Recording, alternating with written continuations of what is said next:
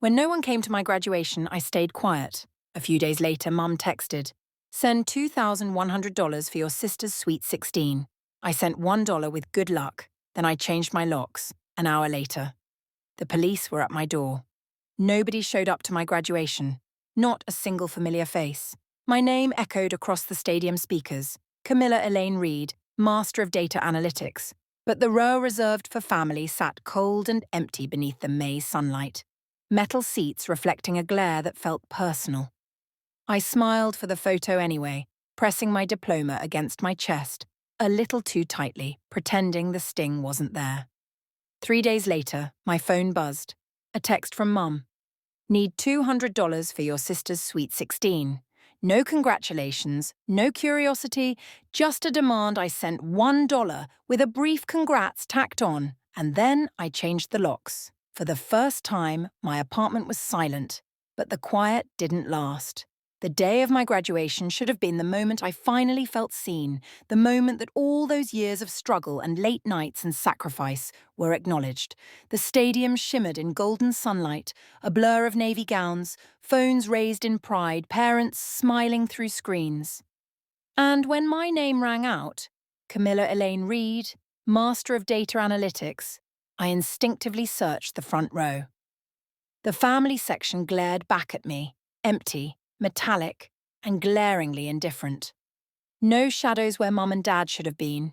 Not even a whisper of recognition. I forced my smile for the photo, cheeks aching from the pretense, arms tight around the diploma that felt heavier than it should have. Laughter bloomed like confetti around me. Friends hugged parents, some cried into bouquets. A couple kissed in quiet triumph. I stood beside strangers, their parents' smiles genuine as cameras clicked, and my own smile shrank with each flash. Afterward, I lingered in the courtyard, pretending to scroll my phone just to look busy. "Ruby, a classmate, found me," squealed. "You did it!" Her parents snapped photos of us together, beaming, and she glanced around. "Where's your family? Running late?" The lie came easy.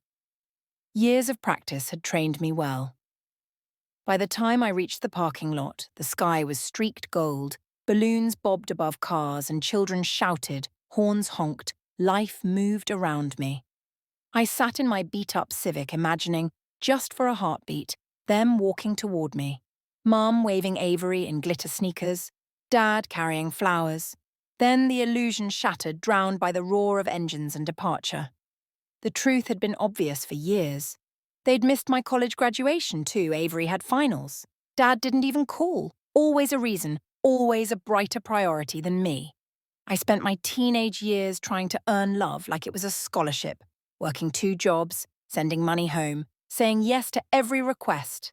At 16, I donned a Starbucks apron at dawn, serving caramel macchiatos to lawyers and nurses while Mum texted, "Thanks, honey, Avery needs piano lessons." Or, "She has a field trip, just a little extra." I believed it when she said, "You're our pride." I thought love sounded like appreciation. Now, I know it sounded like obligation. When I got into grad school, I told myself this degree would change everything. That if I achieved enough, maybe they'd see me as more than the backup plan, more than a steady paycheck disguised as a daughter I didn't yet know that even success could be twisted into another reason to take. 3 days after the ceremony, when my cap and gown still hung by the door, the message appeared on my phone. "Need $2,100 for your sister's sweet 16. Not a congratulations, not a question, just numbers, deadlines, expectation. I stared at it so long my phone dimmed and locked itself. For a moment I thought I might be numb. Money had been the language my family used in place of love for years. But that day, it hit differently. Perhaps it was the quiet after graduation, the echo of all the clapping hands that weren't for me. Perhaps it was the realization that I had run out of reasons to keep buying affection that didn't exist. I opened my banking app, savings, barely $3,000. I typed in $1, added congrats, and pressed send. The word sent glowed, and I felt something inside me harden. Then I reached for the spare key Mum insisted on keeping for emergencies and dropped it into the trash. That night, I called a locksmith.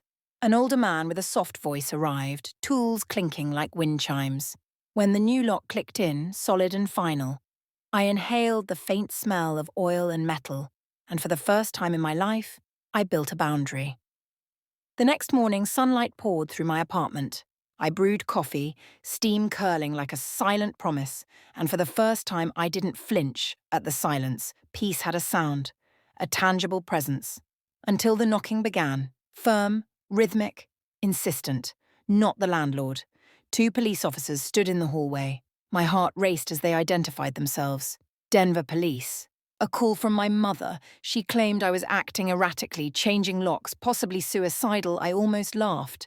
Not from humour, but from the absurdity. She had quietly done exactly what I asked, set a boundary. And it had provoked an intervention. I let them in. The apartment was spotless. Coffee mug on the table, laptop open, diploma on the wall. "Do I look unstable to you?" I asked. One officer's mouth twitched in a near smile. "Not even close," he said. Questions followed. Work, stress, family. I answered honestly. No medical issues. Just boundaries. They nodded, filed the report as no concern, and left. Sometimes when people start standing up for themselves, others panic, the taller officer said. Happens more than you'd think. I sank onto the couch, replaying years of manipulation.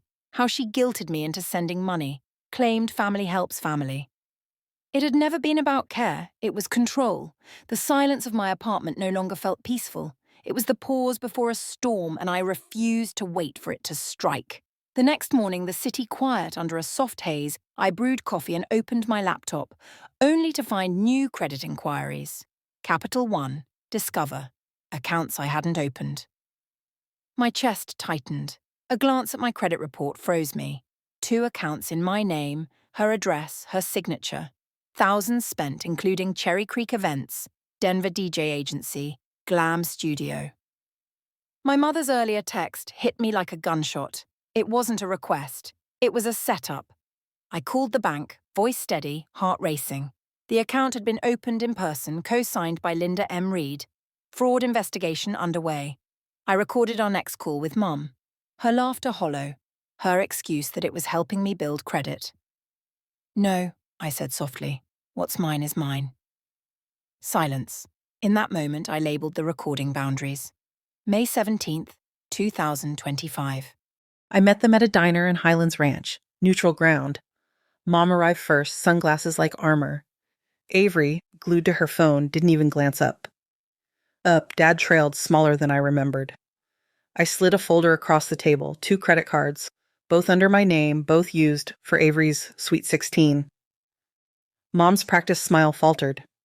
"I was helping," she said. I said softly, "You forged my signature." Her protests were hollow. I listed every check I'd written, every double shift, every loan she'd claimed for me while diverting my college funds. Avery groaned. I pressed, "That silver dress at your party?" "Charged on my card." Mom's eyes darted away. Dad muttered small reassurances. "We can fix this privately." I pushed the folder closer. "No, the bank knows. There's an open investigation." Color drained from Mom's face.